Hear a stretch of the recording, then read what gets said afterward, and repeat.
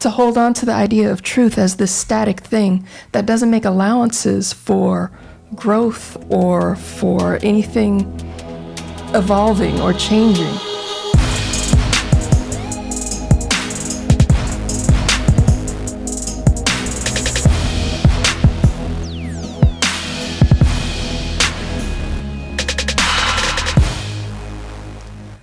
Welcome to the Kindness Economy podcast, where we talk about doing business from the heart outward.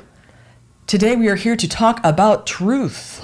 Do you know what the truth is? I am one of your hosts. My name is Rebekah.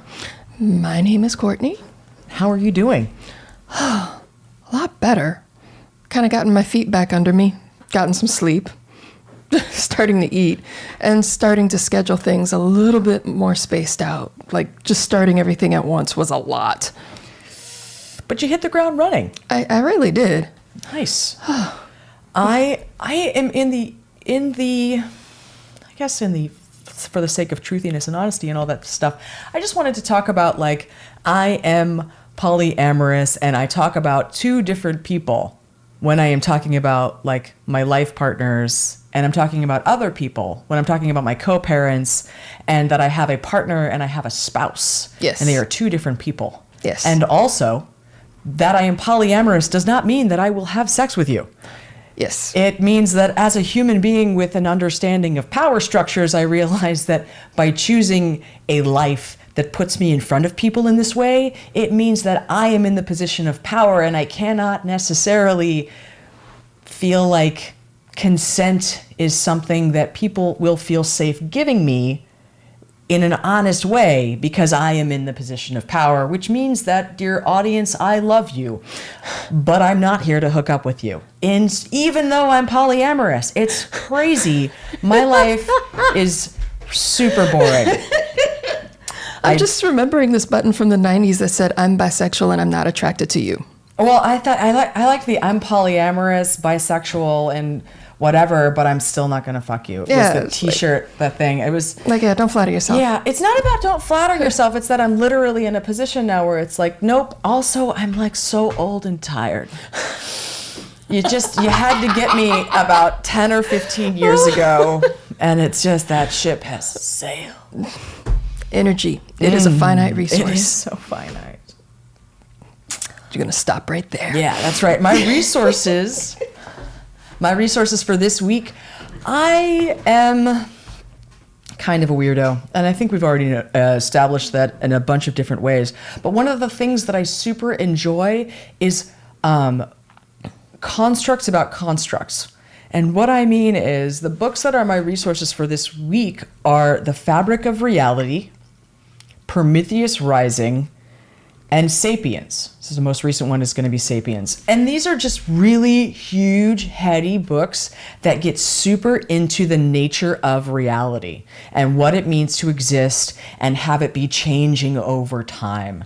And it gets super into a lot of really specific historical reference stuff where, like, for the purposes of talking about truth, understanding that the truth for a really long time was that the Earth was the center of the solar system. And it took a lot of work to make it real and the truth that it's the sun that is in fact the center of our solar system. And just looking at it, I feel like these are books for your mentality on the way that you think that are similar to a random walk down Wall Street for me about investing. Like, once you see repeated places in history where the way we assumed everything was completely wrong. And just whatever you gotta do to leave generosity and space and abundance for that chaos to just interrupt your day, because I'm gonna tell you right now, if you assume it is not coming, it is going to be explosive. What's your resource this week? My resource this week? Well, I was going to lead with Insight Timer, just as far as, like, having, like, the app to help you practice tuning into yourself. That's something that has been immensely useful for me over the past 2 years now. Just Yeah, we have To been have sort that- of on some insight timer. Yeah, just to be able to slow down and accept all of that. But additionally, and I'm like pulling up the thing so I can actually read the title and author, because it deals with something I'm going to touch on later in my portion of this. I'm reading the book Secondhand by Adam Minter, and it is about the secondhand market. Of course, I'm reading about it because I'm like organizing folks, and I deal a lot with the secondary market, with like institutions like Goodwill, Salvation Army, out of like all sorts of Secondary for your stuff. yeah, like when you're done with it, where does it go? And there are a lot of things going on that are changing rapidly, very rapidly. Yeah. Did you hear that A&M is going to start renting clothes now? Seriously, that would be amazing. So that's our resources. That's where we're at right now. Let's get into the Rantifesto.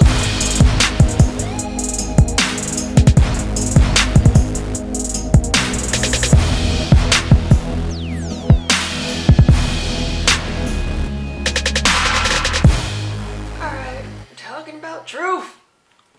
What is the truth, really, though? I mean, really. It's what I believe. I mean, I believe it. it could be. It could be.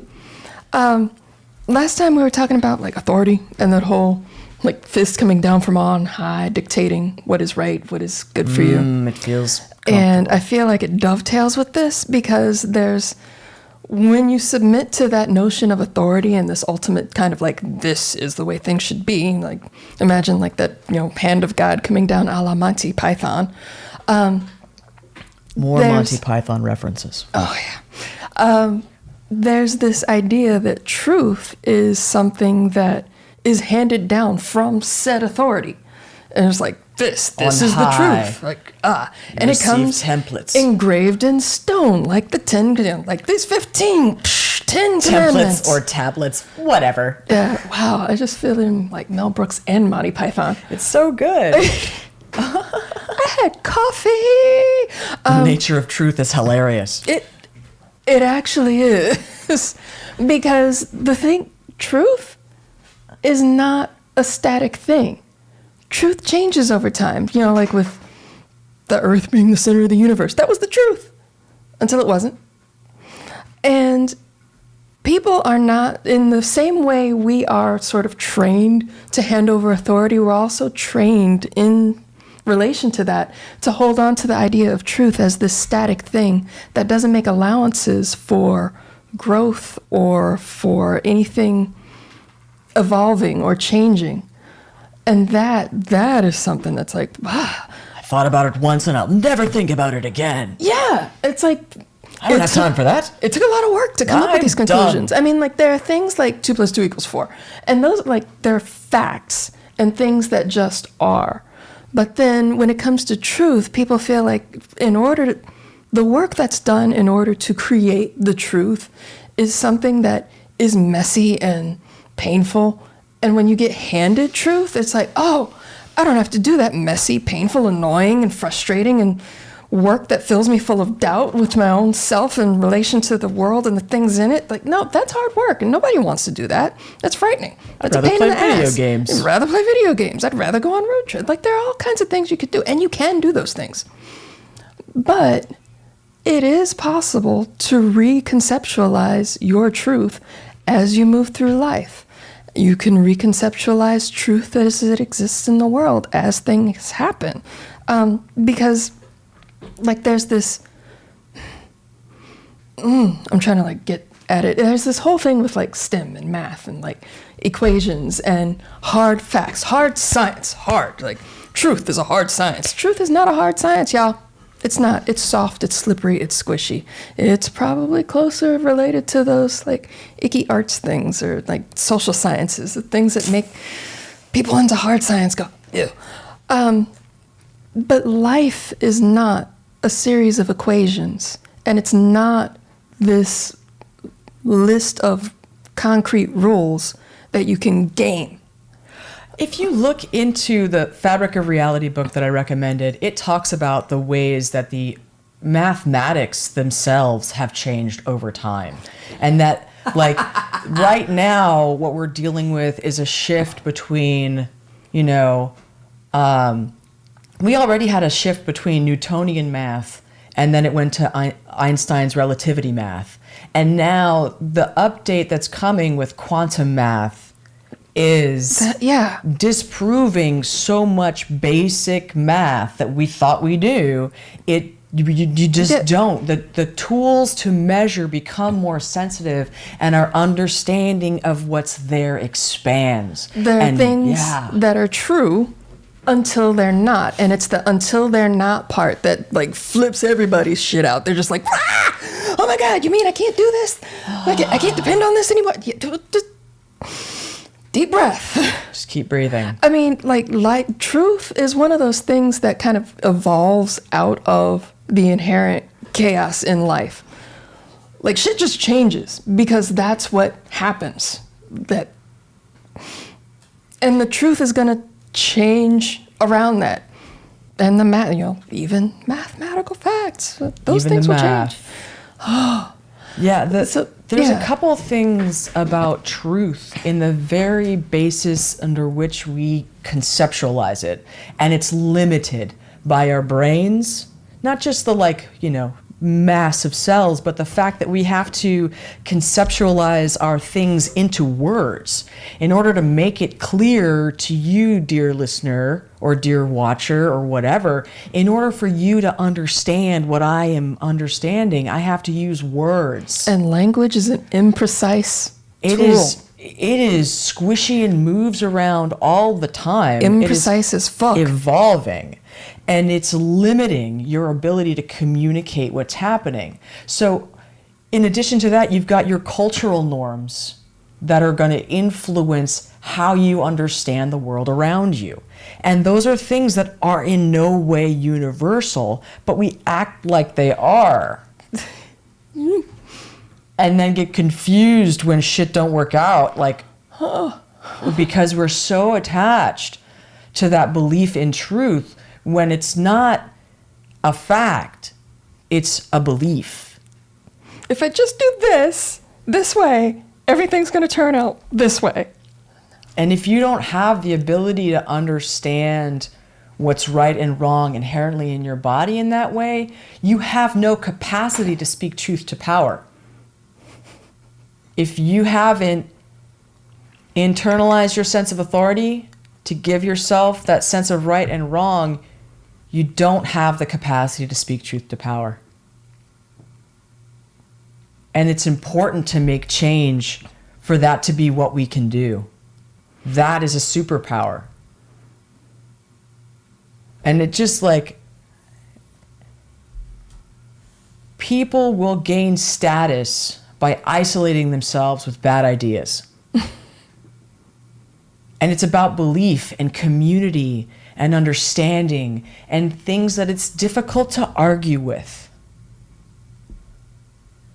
So leaving space in your conversations with your loved ones that disagree with you for them to just get it out, and don't try to tell them what truth is, because you're not fighting about facts. This is actually really good mention of Seth Godin's not really having this argument, where the opening story is about a person at a desk for a flight, and it's a tiny flight, and this woman comes in and wants a first-class seat, and the person at the desk is like, there are no first-class seats. And the woman starts to hyperventilate and get really upset. Like she paid for a first-class seat, And the woman behind the desk takes a breath and says, oh, I'm sorry. You're right. It was my mistake. They're all first-class seats. And then she's fine. So the truth is so malleable. And we treat it like it's a brick wall. And once you realize that somebody's dealing with a brick wall that's protecting them from something, understanding what's underneath that. Don't try to fight them on the facts, because they don't give a fuck about the facts. Getting to understand their beliefs. You maybe don't win, but you get to know your loved one better. And you've maybe built a little trust with this person. And maybe you can understand more a little about what's happening for them. But bludgeoning them with your truth, bludgeoning them with that is not going to help. Because that's not the conversation you're having. It's not about facts. I think our takeaways for this conversation are leaving space, operating from a sense of generosity, and expect change. The second you believe that what you believe is truth is a fact, you have got a giant blind spot. And just notice and honor and respect the blind spots of other people. Because that's not the argument you're having. What would be my takeaway from this? I think it would be somewhere in the neighborhood of stay loose. Don't cling tightly to any one notion. Like there are the things that you stand on and then the things that you cling to. Stand on what you know in yourself, but don't cling to anything too tightly. I'm using embodied metaphors here, but just go with it. We're on YouTube now. Oh, that is a thing. So Hi, y'all. If you have any questions or stories about how truth has changed for you, you can talk about it here in the comments section. And if you want to hang out with us, we are all over the internet. You can find me at Bonus Parent Baba. Everywhere. And I've got a website. That is the letter C, King Solutions. All one word, ckingsolutions.com. And if you have any questions or stories about the way truth has changed for you in your life, you can send those to KindessEcon@gmail.com. I would love to hear about all of that. If you would love to hear more from us, we have a bajillion episodes available for you online, and you can check those out at KindessEcon.com. Until then, please take excellent care of yourself and the people and the world around you. Unclench a little. I'll see you in the future. Perfect.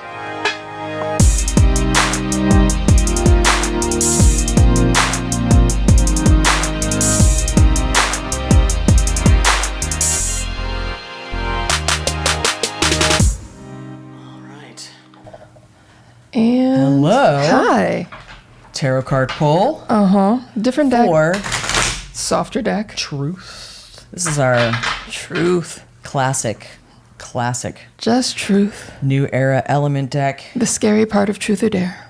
The scary part of truth or dare. The truth. Yes, I will. I will eat that. I don't want to choose truth. I mean, that's like legit. Like, no, I will run around the house outside naked. yeah. Like, you want me to answer what? The spread. I'm going for this one. To the side. I like it. Oh. Swiftness. Race cars. You're having a minute. Fire? I mean, it's gotta be. There it is. Swiftness. Now we know. Fire. Getting to know the decks. Correspondences. Mercury in Sagittarius. Keywords: positive, ideas, movement, progress, quick communication, ingenious solutions, thinking on your feet, spontaneity. When you're overclocked in the negative, rushing headlong into something, panic, or indecisiveness. Meaning, we are rewarded with a streak of genius. Thinking at lightning speed, we feel inspired and come up with ingenious solutions. Exploring the card. The card captures a modern scene associated with speed. split-second reactions and energy. The racer's performances depend on a delicate balance of engineering as well as the ability of the drivers to handle complex machines under intense pressure. It symbolizes the mix of energy and intellectual and physical ability that is the essential message of this card. Go, Yes! Speed Racer, go! I think this is an excellent representation for truth as well. Really? All right, let's do this. So let's get into it. All right.